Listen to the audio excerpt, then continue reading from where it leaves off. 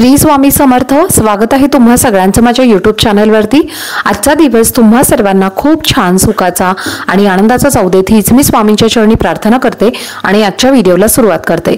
पण त्या अगोदर तुम्ही माझ्या चॅनलवरती जर नवीन असाल तर चॅनलला सबस्क्राइब नक्की करा। त्याचबरोबर कमेंटमध्ये श्री स्वामी समर्थ लिहायला अजिबात विसरू नका। उद्या आहे भाद्रपद महिन्यातला आणि पितृपक्षातला सर्वात मोठा शिवप्रदोष। तर उद्या आपल्याला हिरव्या मुगांचा हा एक उपाय करायचा आहे। कितीही संकट असेल, कितीही दुःख असेल, कितीही दारिद्र्य असेल तुमच्या घरामध्ये, तर ते सर्व दूर होण्यासाठी आणि तुमच्या मनातील प्रत्येक इच्छा पूर्ण करण्यासाठी आपल्याला हा एक उपाय करायचा आहे। भगवान शिवशंकरांची आराधना केल्यानंतर आपण ज्या काही गोष्टींची प्राप्ती करून घेतो तर त्याच गोष्टी आपण जर शिवप्रदोषामध्ये केल्या तर आपल्या जीवनामध्ये कोणतीच गोष्ट ही अशक्य नसते। सर्व गोष्टी आपण प्राप्त करून घेऊ शकतो। तर असा हा प्रदोष असतो आणि हे प्रदोषाचे जे व्रत असतं तर ते भगवान शिवशंकरांना अतिशय प्रिय असतं। तर त्यामुळेच आपण अतिशय प्रभावी असा हा उपाय करणार आहोत। फक्त 3 दिवसांमध्ये तुमची कोणतीही इच्छा असेल तर ती पूर्ण होणारच असा हा अत्यंत प्रभावशाली उपाय तुम्हाला करायचा आहे। बऱ्याच जणांना हिरव्या मुगाचे महत्त्व माहिती नसते आणि हिरवे मूग हे प्रत्येकाच्या घरामध्ये अवेलेबल असतात। हिरव्या मुगामुळे आपल्या ज्या काही अडचणी आहेत तर त्या सर्व दूर करण्यासाठी आपण हिरव्या मुगाचे उपाय हे करत असतो। हिरव्या मुगामुळे आपल्या जीवनातील सर्व पितृदोष हा नष्ट होत असतो, वास्तुदोष सुद्धा नष्ट होतो आणि त्याचबरोबर हिरव्या मुगामुळे आपल्या घरामध्ये जी काही लक्ष्मी येते तर ती लक्ष्मी सुद्धा आपल्या घरामध्ये स्थिर राहते आणि चिरकाल आपल्या घरामध्ये ती वास करत असते। म्हणजेच काय तर आपल्या घरातून कोणत्याही मार्गाने लक्ष्मी बाहेर जात नाही। मग ते आजारपण असेल, दुःख असेल, दारिद्र्य असेल, त्याचबरोबर कोणत्याही प्रकारच्या अनेक अडचणी असतील तर त्या अडचणींच्या मार्फत सुद्धा ती लक्ष्मी आपल्या घरामधून बाहेर जात नाही।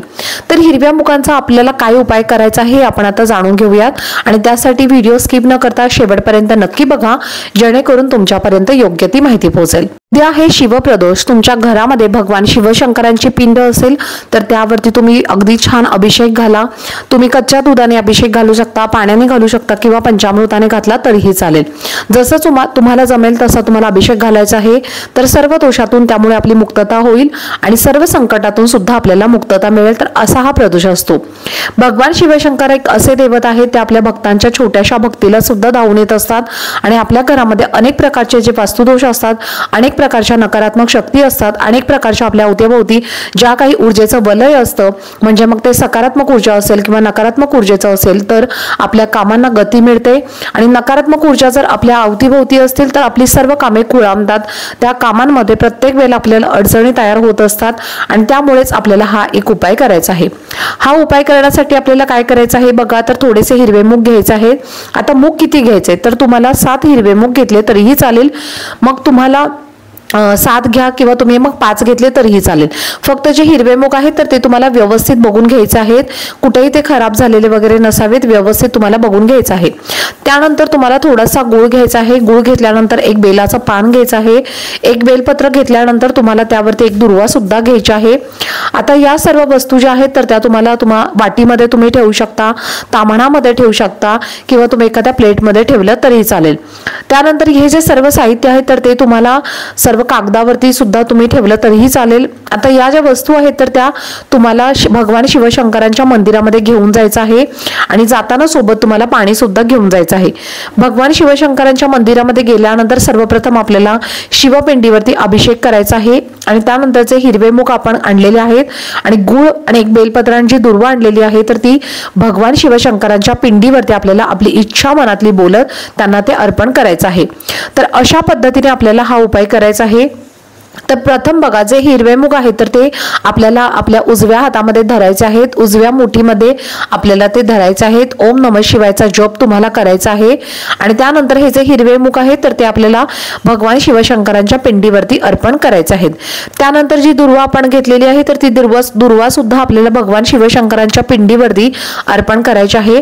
ज्या ठिकाणी बाप्पांचं म्हणजे गणपती बाप्पांचं ज्या ठिकाणी स्थान असतं तर त्या ठिकाणी आपल्याला तिथे ते अर्पण करायचं आहे आणि हे जे एक बेलपत्र आहे तर ते आपल्याला भगवान शिवशंकरांच्या पिंडीवरती अर्पण करायचं आहे आणि हा जो गूळ आहे तर तो सुद्धा आपल्याला भगवान शिवशंकरांच्या पिंडीवरतीच अर्पण करायचा आहे।